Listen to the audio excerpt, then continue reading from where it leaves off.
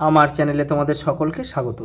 আজ আমরা ক্লাস 8-এর রায় মার্টিন প্রশ্নবিচিত্রা থেকে পরিবেশের প্রথম পর্যায়ক্রমিক মূল্যায়নের 10 নম্বর স্কুল সলভ করব।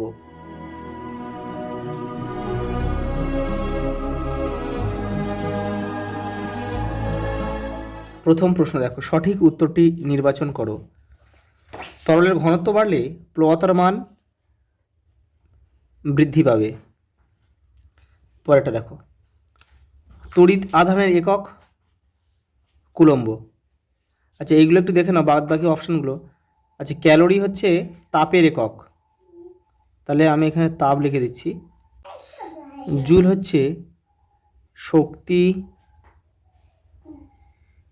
বা কার্যের একক, কার্যের একক হচ্ছে জুল। আর ভোল্ট হচ্ছে বিভব, বিভব পার্থক্যের একক হচ্ছে ভোল্ট। পরেরটা দেখো, একটি বস্তু টেবিলে রাখা আছে, বস্তুটিকে 10 নিউটন বল দিয়ে টানার চেষ্টা করলেও বস্তুটি গতিশীল হলো না, এক্ষেত্রে ঘর্ষণ বল কত হবে? এক্ষেত্রে ঘর্ষণ বল কিন্তু একই থাকবে, গতিশীল যেহেতু হয়নি, ঘর্ষণ বলও 10 নিউটন থাকবে। কারণ কি, দেখো, যতক্ষণ পর্যন্ত বস্তুটি গতিশীল না হয় প্রযুক্ত বল এবং ঘর্ষণ বল একে অপরের সমান ও বিপরীতমুখী হয়। যেহেতু প্রযুক্ত বল 10 নিউটন, তাই ঘর্ষণ বলও কিন্তু 10 নিউটন হবে। পরেরটা দেখো, মহাকর্ষ বল শুধুমাত্র আকর্ষণ করে, শুধুমাত্র বিকর্ষণ করে? আকর্ষণ বিকর্ষণ দুই, এইটা হবে, শুধু আমাদের শুধুমাত্র আকর্ষণ করে। দেখো, একটি বাদামি বর্ণের গ্যাস হলো, এটা হবে নাইট্রোজেন ডাইঅক্সাইড। আর বাদবাকিগুলো অ্যামোনিয়া, হাইড্রোজেন সালফাইড, অক্সিজেন, এগুলো কিন্তু বর্ণহীন গ্যাস, সবগুলোই বর্ণহীন গ্যাস। পরেরটা দেখো, দেখো কে 39 19 এর নিউট্রন সংখ্যা কত হবে? আমরা কি জানি নিউট্রন সংখ্যা সমান সমান ভর সংখ্যা বিয়োগ পারমাণবিক সংখ্যা। তাহলে ভর সংখ্যা আর পারমাণবিক সংখ্যা বিয়োগ করলে হবে কত? 39 বিয়োগ 19 সমান সমান 20। এই যে পরেরটা দেখো, প্রদত্ত কোনটি জলে দ্রবীভূত অবস্থায় তড়িৎ পরিবহন করে? NaCl, খাদ্য লবণ আর কি। অ্যালুমিনিয়াম অক্সাইড হলো একটি উভয়ধর্মী অক্সাইড। অপশান সি আমাদের সঠিক উত্তর। পরেরটা দেখো, যে কোষীয় অঙ্গাণু খাদ্য থেকে শক্তিকে মুক্ত করতে সাহায্য করে সেটা হচ্ছে মাইটোকন্ড্রিয়া। পিতামাতা থেকে সন্তানের মধ্যে বংশগত বৈশিষ্ট্য জিনের মাধ্যমে বাহিত হয়, জিন।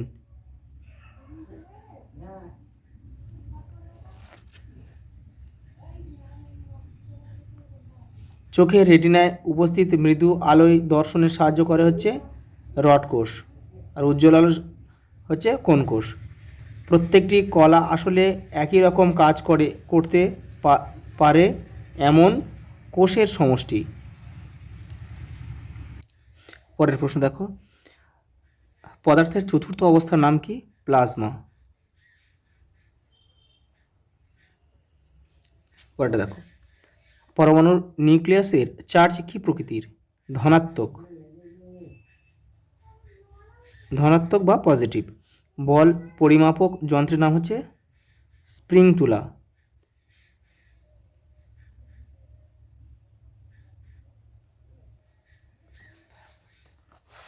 পরেরটা দেখো, মহাকর্ষ বলের এসআই একক কি? নিউটন। যৌগিক অনুবীক্ষণ যন্ত্রে ব্যবহৃত লেন্স দুটি নাম কি? তোমাদের বইয়ের 174 নম্বর পেজে রয়েছে, দেখো, অকিউলার লেন্স আর অবজেক্টিভ লেন্স। পরেরটা দেখো, ফ্যাট সঞ্চয়ী চর্বি কোষ দেখতে কেমন হয়? আংটির মতো, আংটির মতো, বা লিখতে পারো গোলাকার বা ডিম্বাকার, এটাও লিখলেও তো হবে। পরের প্রশ্ন দেখো, আইসোটোপ কাকে বলে? উদাহরণ দাও। তোমাদের বইয়ের 81 নম্বর পেজে রয়েছে, দেখো, এই যে আইসোটোপ। যেসব পরমাণুর প্রোটন সংখ্যা, দেখো প্রোটন সংখ্যা পরমাণু ক্রমাঙ্ক যেটাকে বলা হয়, দেখো সমান, মানে প্রোটন সংখ্যা সমান কিন্তু নিউট্রন সংখ্যা ভিন্ন, তাদের পরস্পরের আইসোটোপ বলে। যেমন দেখো প্রোটিয়াম, ডয়টেরিয়াম, ট্রিসিয়াম। পরের প্রশ্ন দেখো, কোনো বস্তুর ভর 100 গ্রাম হলে বস্তুটির ওজন কত? অভিকর্ষ যে ত্বরণের মান দেখো, জি এর মান দিয়েছে 980 সেমি পার সেকেন্ড স্কোয়ার। দেখো তাহলে এখানে ওজনের একটা সূত্র রয়েছে, দেখো W equal to M into G. M মানে বস্তুর ভর, ভর কত? 100 গ্রাম। আর জি এর মান দেওয়া আছে 980 সেমি পার সেকেন্ড স্কোয়ার। এবার দেখো এম মানে কি, দেখো এম মানে বস্তুর ভর কত? 100 গ্রাম ইন্টু জি, জি এর মান কত? জি এর মান 980 সেমি পার সেকেন্ড স্কোয়ার। দুটোকে গুণ করো, হবে কত? 3টে শূন্য দিতে হবে, এটা হবে ডাইন হবে।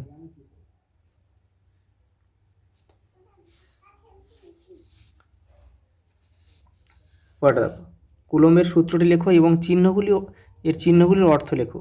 তোমাদের বইয়ের দেখো 25 নম্বর পেজে রয়েছে। দেখো এই যে কুলম্বের সূত্র, এই যে সূত্রকে এটা, আর দেখো ব্যাখ্যাটা রয়েছে এখান থেকে এই পর্যন্ত, কিন্তু ব্যাখ্যাটা লিখতে হবে। দেখো F equal to K by দেখো Q1 ইন্টু Q2 আর স্কোয়ার। এই যেখানে দেখো Q1 এবং Q2 হলো তড়িতাহিত বস্তু দুটির আধানের পরিমাণ, আর হলো তড়িতাহিত বস্তু দুটির মধ্যে দূরত্ব, এবং এই পর্যন্ত লিখে দেবে পুরোটা। পরের প্রশ্ন দেখো, লঘু সালফিউরিক অ্যাসিডে জিঙ্ক ধাতু যোগ করলে কি ঘটে তা সমীকরণ সহ লেখো। এই দেখো লঘু সালফিউরিক অ্যাসিডে জিঙ্ক ধাতু যোগ করলে জিঙ্ক সালফেট লবণ এবং হাইড্রোজেন গ্যাস উৎপন্ন হয়। দেখো না সমীকরণটা, এই যে দেখো Zn প্লাস H2SO4, দেখো ZnSO4 প্লাস H2। পরের প্রশ্ন দেখো, নিউক্লিয়াসের চিত্র অঙ্কন করে এর বিভিন্ন অংশগুলি চিহ্নিত করো। তোমাদের বইয়ের 182 নম্বর পেজে উত্তরটা রয়েছে। দেখো এই যে এই ছবিটা এঁকে বিভিন্ন, এই যে এইগুলো কিন্তু সব তোমাদেরকে চিহ্নিত করতে হবে। পরের প্রশ্ন দেখো, প্রাইমর্ডিয়াল ইউট্রিকল কীভাবে সৃষ্টি হয়? দেখো 185 নম্বর পেজে রয়েছে তোমাদের বইয়ের, এই যে এখানটা করবে। দেখো সাধারণত উদ্ভিদ কোষে বৃহৎ আকৃতির গহ্বর আর প্রাণী কোষে ছোট আকারের গহ্বর দেখা যায়। উদ্ভিদ কোষে গহ্বরের বাইরে কোনো পর্দা থাকে না। গহ্বরের আকার ক্রমশ যখন বাড়তে থাকে তখন নিউক্লিয়াস সহ সাইটোপ্লাজম কোষ প্রাচীরের ভেতরের দিকে কোষের পরিধির দিকে সরে যায়। গহ্বরকে বেষ্টন করে সাইটোপ্লাজমের একরকম বিন্যাসকে প্রাইমর্ডিয়াল ইউট্রিকল বলে। উদ্ভিদ কোষের গহ্বরে জল, অক্সিজেন, রেচন পদার্থ ইত্যাদি জমা থাকে। রাইবোজোম কোথা থেকে উৎপত্তি লাভ করে? নিউক্লিওলাস।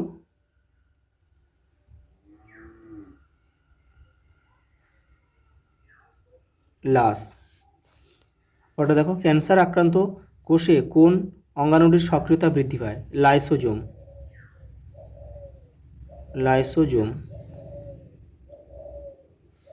আজ এই পর্যন্ত, দেখা হবে পরের ভিডিওতে।